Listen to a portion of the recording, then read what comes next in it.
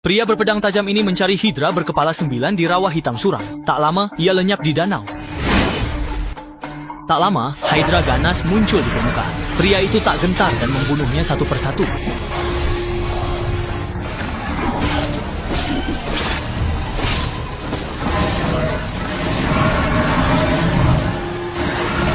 Di Gunung Salju Utara, pria itu memburu Raja Babi hutan raksasa. Saat babi itu menerjang, ia melompat ke pohon. Sekali ayun tongkat ajaib, dia langsung membunuhnya. Tapi singa raksasa di depannya jauh lebih sulit. Kulitnya sekeras besi, tak mempan diserang ilmu dewa. Akhirnya, pria itu menggunakan kekuatan dewanya untuk merobek mulut singa raksasa itu. Ternyata ia adalah Hercules, putra Zeus dan seorang manusia. Sebagai setengah dewa, ia sudah bisa menangkap ular sejak usia 3 tahun. Saat dewasa, ia menciptakan legenda besar dan selalu menang dalam setiap peperangan. Kedudukannya di hati rakyat bahkan melampaui sang raja. Iri hati, Raja Athena menjebak Hercules usai ia membasmi monster. Saat pesta, Raja meracuni minumannya. Saat Hercules pingsan, Raja melepas serigala yang membunuh anak istrinya. Terbangun, Hercules melihat tangannya berdarah dan mengira ia membunuh keluarganya saat mabuk. Ia sangat menyesal, lalu Raja mengusirnya dari negeri itu. Setelah itu, Hercules menjadi tentara bayaran di negeri tetangga, khusus membasmi bajak laut. Berkat kekuatan dewanya, lewat satu pukulan petir, Hercules menewaskan banyak musuh dan memperoleh banyak emas. Seiring namanya kian besar, putri kerajaan pun datang memohon agar ia melatih pasukan mereka. Ternyata, negara itu dilanda perang saudara. Musuh menyerbu, membakar, dan menjarah, menyengsarakan rakyat. Jika Hercules bersedia membantu, Raja akan membayar emas seberat tubuhnya. Awalnya Hercules enggan terlibat urusan rumit ini, tapi demi imbalan besar agar bisa pensiun dini dan hidup tenang, ia pun menyetujui permintaan sang putri. Mereka berangkat ke istana dengan meriah, namun anehnya, para pengungsi di sana justru menatapnya penuh kebencian. Setibanya di istana, Raja menyambutnya, tapi karena rumor Hercules selalu bertarung sendiri, Raja meragukan kemampuan rekan-rekannya, terutama prajurit wanita ini. Mari kita perhatikan sejenak. Melihat keahlian pedang prajurit itu, Raja merasa sangat puas. Malamnya, Raja memberitahu Hercules bahwa musuh mereka adalah pasukan centaur kejam. Mereka membakar, membunuh, dan menjarah di mana-mana. Kekalahan beruntun membuat militer hampir habis.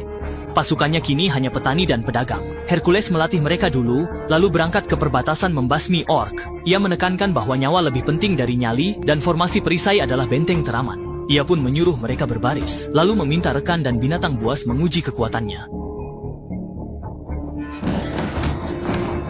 Jelas, prajurit baru ini lemah dan butuh banyak latihan. Namun Raja segera memanggil Hercules untuk menyerang karena musuh sudah mendekati perbatasan. Raja berencana memimpin pasukannya ke garis depan untuk membantu. Meski Hercules membujuknya, Raja tetap bersikeras. Setelah melintasi gunung dan sungai, pasukan tiba di perbatasan yang penuh mayat. Tampaknya mereka terlambat. Desa-desa telah dijarah musuh. Hercules menilai dari kondisi mayat bahwa pertempuran terjadi seminggu lalu. Tiba-tiba, prajurit menemukan mayat segar. Saat mereka hendak memeriksanya,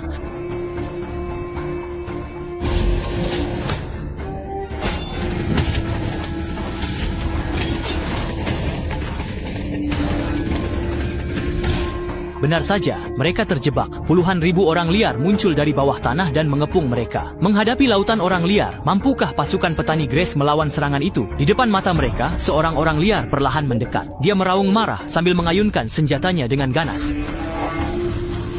Menghadapi provokasi orang liar itu, Hagris tak gentar. Saat orang liar itu menerjang, Hagris langsung menumbuknya hingga tewas, memenangkan pertarungan dengan mudah. Namun, gerombolan orang liar itu menyerang pasukan dari segala arah. Hagris pun terpaksa memimpin prajurit andalannya maju bertempur dengan gagah berani.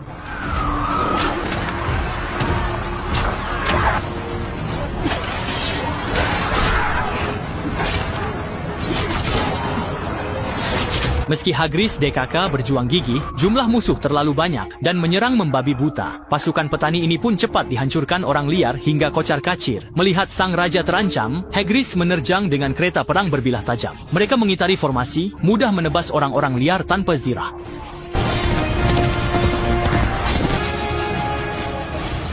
Berkat senjata canggih, Hagris mengalahkan kelompok liar meski kalah jumlah, namun separuh pasukannya gugur. Hagris tak puas lalu menegur Raja karena membawa prajurit tak terlatih ke medan perang. Raja sadar dan membiarkan Hagris melatih prajurit petani itu. Sementara itu, musuh sejati mereka, para centaur, muncul diam-diam namun menghilang di balik asap perang usai melihat pertempuran. Malamnya, Hagris ke hutan untuk menenangkan diri. Ia berjalan ke tumpukan mayat. Dengan linglung, ia melihat jasad anak istrinya dimangsa anjing berkepala 3 yang ganas. Hagris pun meraung marah.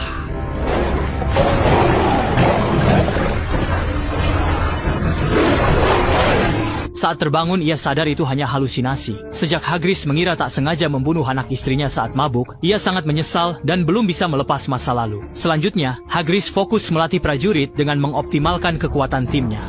Kemampuan tempur prajurit ditingkatkan total, serta dibekali perlengkapan pertahanan canggih. Usai berlatih berbulan-bulan, mereka pun jadi pejuang tangguh. Hegelis lalu memimpin pasukannya menuju perbatasan. Melintasi pegunungan Diga, mereka akhirnya bertemu manusia, setengah kuda legendaris itu. Ternyata, mereka hanya menyamar sebagai manusia kuda untuk menakuti musuh dan mengusir mereka. Tanpa banyak bicara, trompet perang ditiup dan puluhan ribu manusia kuda menyerbu seketika. Jumlah mereka 3 kali lipat, namun Hegelis tidak panik dan segera memerintahkan pasukannya membentuk formasi. Saat menunggu musuh mendekat, para pemanah yang bersembunyi di hutan kecil tiba-tiba menyerang, membuat musuh benar-benar tidak siap.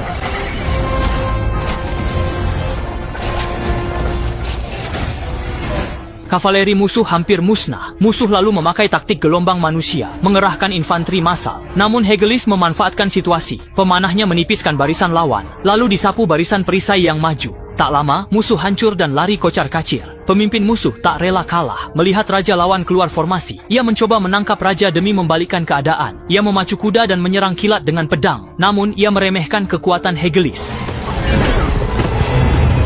Bersama kudanya, ia terjungkal lalu kembali ke istana. Pemimpin musuh dijatuhkan prajurit dan dihina habis-habisan. Hegelis tak tahan melihatnya lalu mencoba melerai, namun lawan malah menuduhnya membantu kejahatan. Hegelis bingung dan tak mengerti ucapan mereka. Malamnya, saat pesta kemenangan, Hegelis menemukan petunjuk. Sang putri dan pemimpin musuh tampaknya saling mengenal. Maka ia pun mencari sang putri untuk menanyainya. Dan ternyata rajalah yang sebenarnya adalah sang penyerang. Raja menggunakan putra sang putri sebagai sandera untuk mengancam sang putri agar menipu Hegelis. Setelah mengetahui kebenarannya, Hegelis sangat marah dan secara terbuka menegur raja di hadapan semua orang. Untuk melayanimu, jangan pura-pura marah seperti manusia biasa padaku.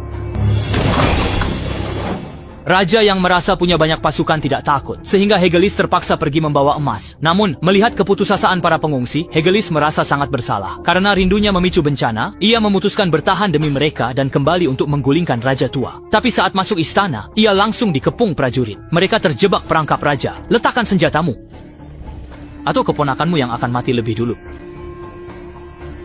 Demi kawan-kawannya, Hercules menyerah tanpa perlawanan. Saat terbangun di penjara bawah tanah, muncul anjing neraka berkepala 3. Awalnya ia mengira berhalusinasi, tapi ternyata anjing itu nyata, meski hanya 3 ekor anjing galak yang jinak. Saat itu, muncul mantan tuannya, Raja Athena. Ternyata, ia telah bersekutu dengan raja setempat. Mereka berencana menguasai seluruh kekaisaran Yunani. Tahu ambisi Raja Athena, Hercules menatap 3 anjing galak itu dan tersadar. Luka istri dan anaknya berasal dari gigitan anjing-anjing tersebut. Ia pun langsung mempertanyakan Raja Athena. Raja Athena tak lagi berpura-pura, mengungkap anjing-anjing itu membunuh anak istrinya. Mendengar ucapan raja, Hercules pun marah. Kenapa tidak ada yang benar-benar mengira Hercules itu tidak punya ambisi? Aku datang ke sini bersama seorang pria yang penuh ambisi. Dia mungkin saja bosan, tapi seorang pria yang tidak menginginkan apapun, tidak punya harga. Setelah mendengar perkataan Raja Athena, amarah Hercules langsung memuncak. Hercules dengan paksa melepaskan rantai besi, lalu melompat dan menyelamatkan sang putri yang hampir dipenggal. Melihat hal itu, Raja Kekaisaran segera memerintahkan untuk melepaskan anjing-anjing buas dan mengunci pintu penjara. 3 serigala lapar sekaligus menyerang Hercules, membuatnya kewalahan dalam sekejap. Namun, gelar Dewa Kekuatan bukanlah sekadar nama. Sambil menahan rasa sakit yang hebat, Hercules membanting seekor serigala ke dinding. Saat diserang dari belakang, ia merobek mulut serigala lainnya dengan paksa. Serigala terakhir yang menggigit betisnya pun ia habisi menggunakan senjata rahasia. Usai berhasil kabur dari penjara bawah tanah, Hercules segera mencari Raja Athena yang sedang panik memohon ampun. Lupa ya kalau uang bisa bawa kebahagiaan. Melihat sifat tak tahu budi raja, Hercules mencengkeram lehernya dan melemparnya ke takhta. Ia lalu menghunus pedang dan menghabisi sang raja demi membalas dendam anak istrinya. Namun ketika mereka berhasil keluar dari istana, Raja Kekaisaran sudah memimpin para prajurit mengepung jalan keluar. Tak punya pilihan lain, Hercules pun memimpin semua orang mundur ke arah patung. Melihat itu, Raja memerintahkan prajurit menyerang.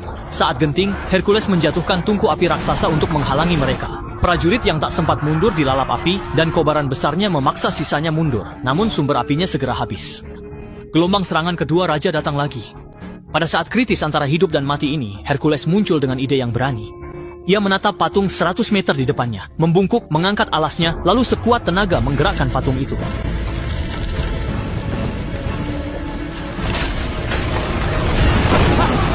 Dentuman keras, patung 100 meter itu roboh. Melihatnya, para prajurit pengejar berbalik kabur, sementara sang raja keras kepala tetap memaksa mereka bertempur. Akibatnya, ia tertimpa kepala patung dan jatuh ke jurang.